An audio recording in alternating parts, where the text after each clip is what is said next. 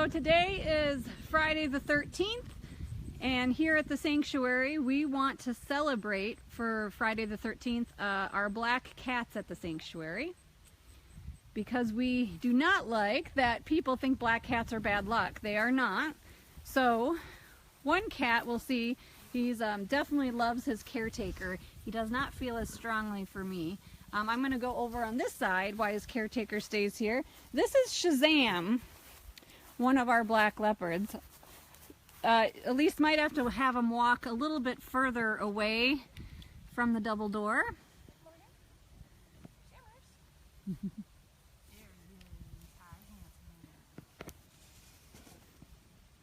Unfortunately, I don't think this is going to work, this location, Elise, because the camera's on this side. I can't get it through. So we will come over here.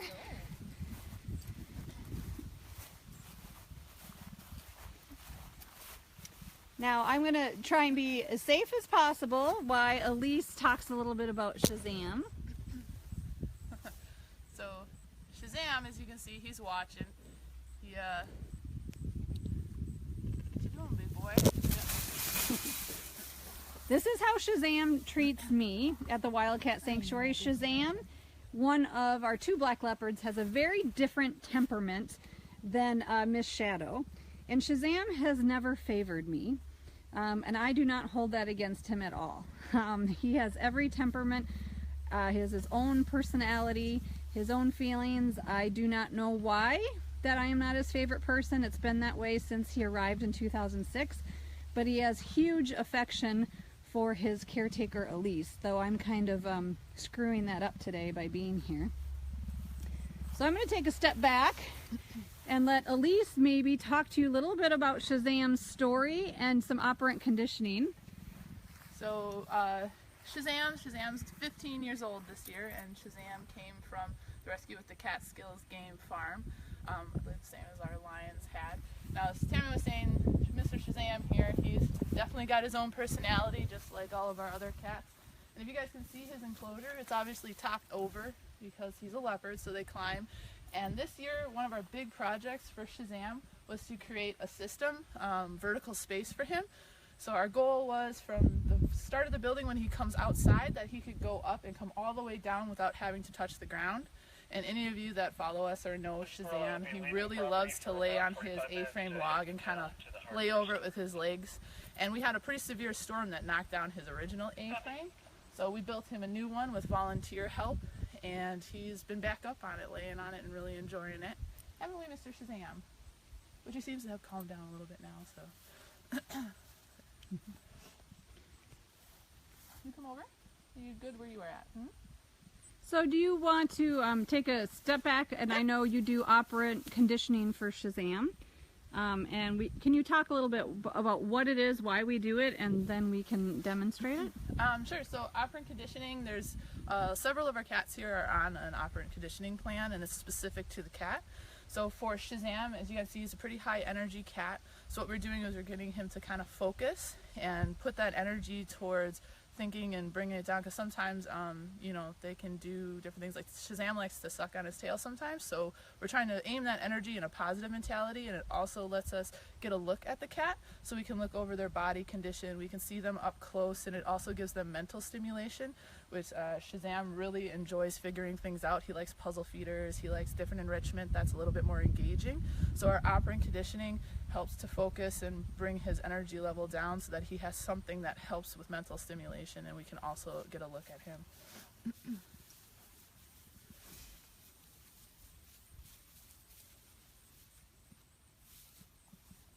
Well, while he's up, we'll do some video of him, and then we'll go down his shared hallway so we can show you his new, what we call his catwalk system that he loves, and we'll do some operant conditioning. Very different, like I said, personality than our rescued leopard Shadow. For those of that you're joining us, we're celebrating black cats on Friday the 13th. This is Shazam, a black leopard. He was rescued in 2006 when the Catskill Game Farm in New York went under. Shazam's personality is he very much picks his humans that he likes or doesn't like, and I, the director, Tammy Thies, is one that He's never favored very much, but he does love his caretakers, especially Elise here. And he loves his enclosure friends, Shanti Deva, who lives across the way, and he shares a wall with White Tiger Nikita, who he really has a kinship with. Many of you met Shazam in the early years when our black jaguar Diablo Guapo was still alive at the Wildcat Sanctuary, and they were the best of friends. And so it was really important when Guapo passed to repair Shazam up with another cat on a shared wall, Nikita, who has been wonderful for him. A little bit about his history at Catskill Game Farm. We were told that he lived actually at the game farm with a younger sibling, a female, his sister, and that Shazam was a pretty outgoing cat until they found the sister had had her skull crushed in the exhibit by a log that fell, and that when she passed away, Shazam's demeanor changed a little bit. At the Catskill Game Farm, they had free contact with Shazam when he was younger, and unfortunately the caretaker went into the room where he was up high and startled him, and he caused several injuries to her head, and she needed surgery and massive staples to fix herself. She does not hold it against Shazam, but we can never underestimate these cats, and we respect them here at the sanctuary for what they truly are. Shazam is a leopard, even though he's showing his belly now. You can hear him grumbling. And his tail going, and that's because of me. That is not because of Elise. So we're gonna walk down the hallway and see if Elise will come over and do operant conditioning. Why she's doing that with Shazam, I'll try and show you some of his catwalks safely, but I'll also keep quiet because my voice tends to trigger Shazam. So here are some of his catwalk systems within his habitat.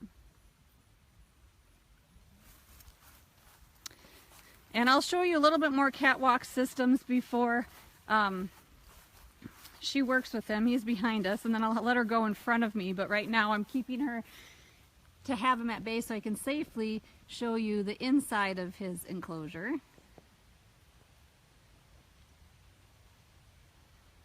And he's a leopard, so he has access to a temperature-controlled building in the room as well. But this catwalk system, our donors helped, our interns helped, AmeriCorps helped. I'm going to have Elise pass me because I have to shoot this way. And so she can go about 10 feet in front of me, and you can see he's already excited for his operant conditioning moment.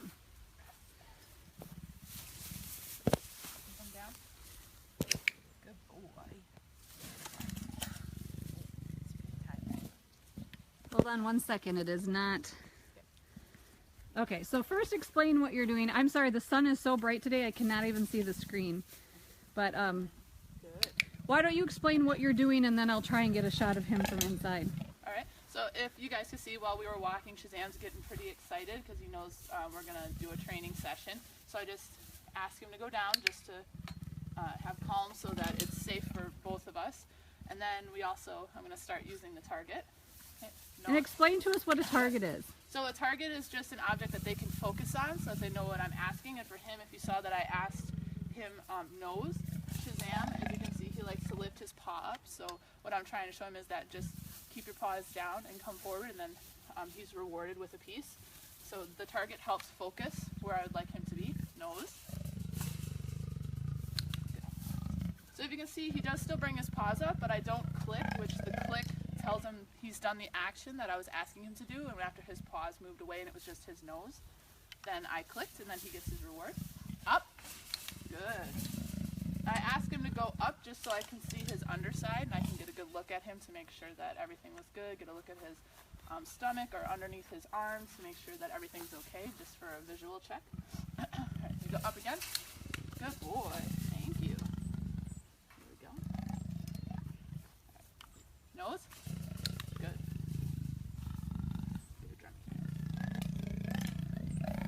As you can hear, he's kind of grumbling. He definitely gets excited for his food while we do this. And he's also station trained, so when we do training inside, he has a place that he knows where his feet are to go. And again, that's Down. for me. I know Good. I'm really putting a crook in Elisa's training today. I'm not usually part of it since I am a trigger for Shazam. But what we do work with our cats that are triggered or highly stressed with certain people or situations, we try to desensitize them to that. Instead of just always staying away and we don't get them over the bridge of their issues, we introduce them to smaller stressors at a time to get them over and to rehabilitate their fears or their aggression, things that have been traumatic for them in the past. And then I just gave Shazam what's considered, we call the reward piece, which is the large piece at the end of the session. I ask him to do a couple of different things, and then I give that to him so that he knows that the session is done and he's been rewarded for participating.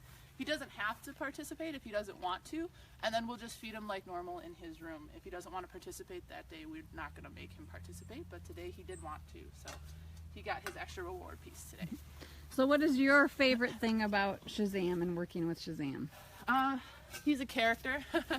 I really enjoy working with Shazam. He's super smart, and I love being able to give him all the different types of enrichment that he likes to do, and watch him when he goes and does it, because it just makes me feel good that he really enjoys like what we do for him and that he's happy, or I like to think that he's happy, not necessarily that he tells us. But I love his personality, and he's a sharp cookie, if you will.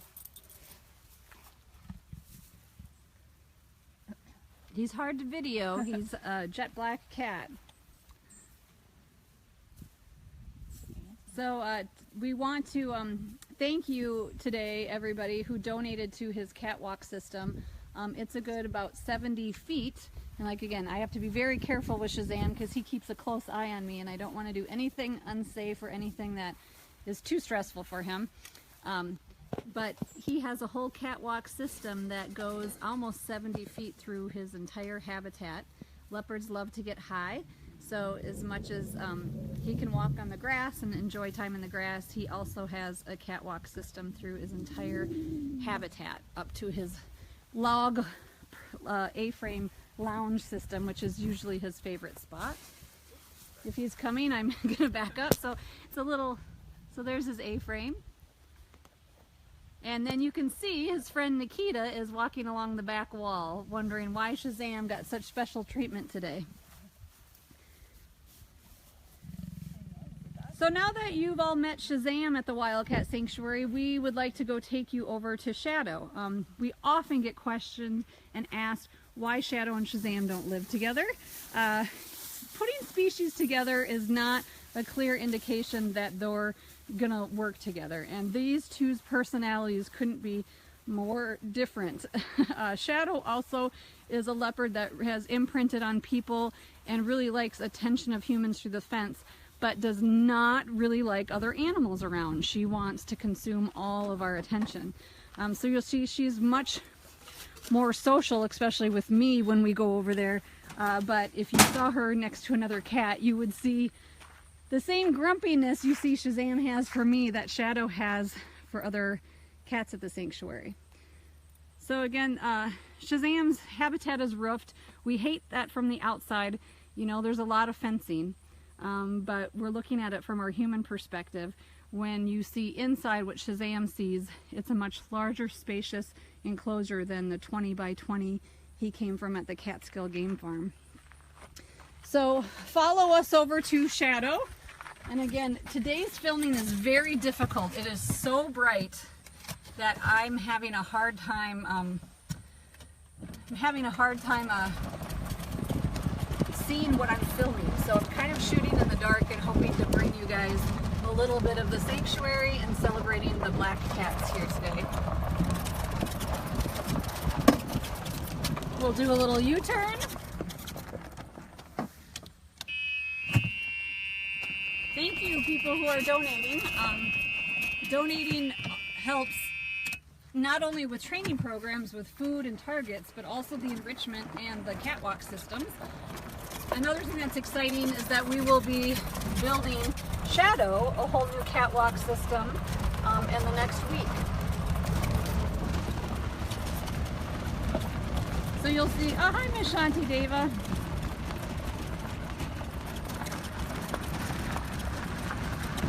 So you can see that Shadow and Shazam are housed quite a ways away from each other on the sanctuary.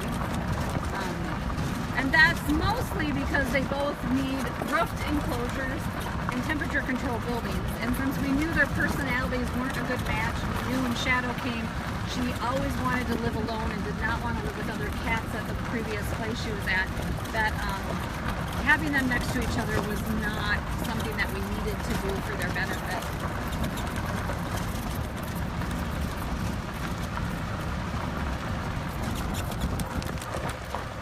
So today is Friday the 13th, and here at the Wildcat Sanctuary we're celebrating black cats.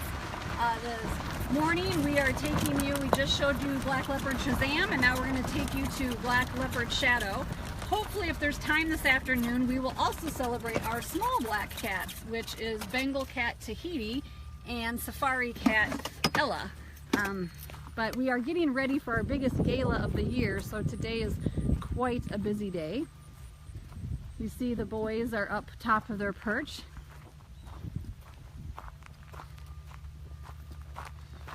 So this is, I know, everybody's favorite resident leopard, and is Miss Shadow. Shadow is talking.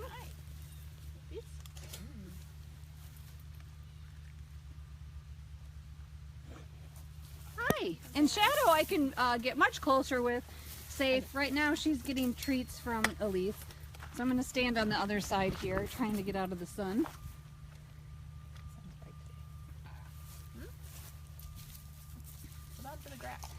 So a lot of people wanted an update on Shadow. Shadow, as everybody knows, is a 17-year-old black leopard, and of course she stands right where we can't see her very well.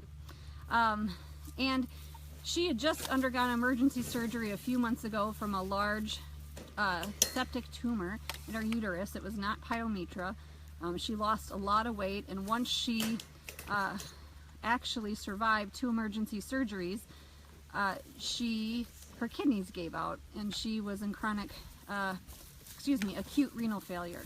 So we gave supportive care, and the specialists and vets all got together and said, we've done as much as we can for Shadow, now we've got to give her supportive care and hopefully she can rebound. And amazingly enough, she did. She definitely rebounded, and you can see she's looks great. Her weight's back on. You can see too, we can talk a little bit, and I'll at least talk about our black leopard's really black. Because when you see this up close shot of the side of her, you can see that she actually has spot pattern. And so many people mistake black leopards as being black. We'll walk down here because I think now that she thinks there's food, she's gonna follow us. Come on, Shadow.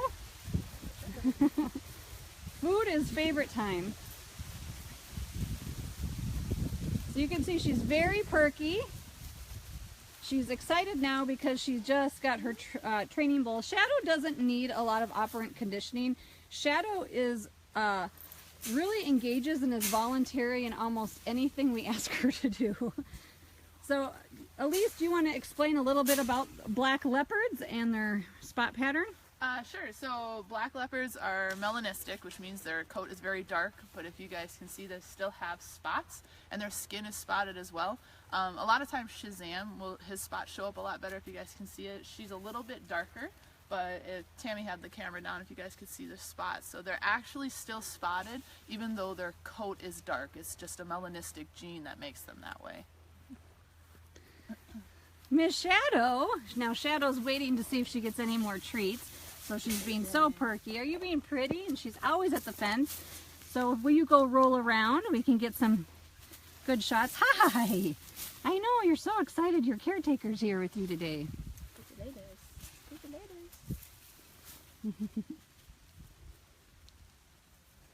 Yep, she's spry and rebounding really nice. She should calm down once she knows that there is no more treats today. It's amazing why people think these animals make good pets just when they're the right weight, and how they treat food alone is crazy. She's sweet and gentle, you would think, but she's a leopard at heart, and we do not treat them like pets here at the Wildcat Sanctuary.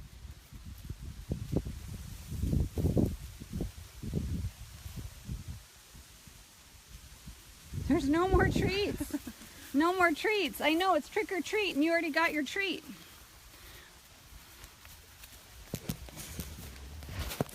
So usually she'll come up and rub when she's knowing there's not treats. She's rubbing. Are you gonna rub? I don't know why this camera is really not focusing on anything today. I might have to wash the lens. I apologize. We'll have it fixed for the next time we do a live post. Come here, Shadow. Come over here. I'm coming. Hi, pretty. So you can see Shadow's following all of her humans around. She is not sitting still, which is fine, because to see her bounce around like she is and put on weight like she has is just exhilarating given what she's been through. Where are you going? She's just running through everywhere in her habitat. Do you want to come up high? Come up here.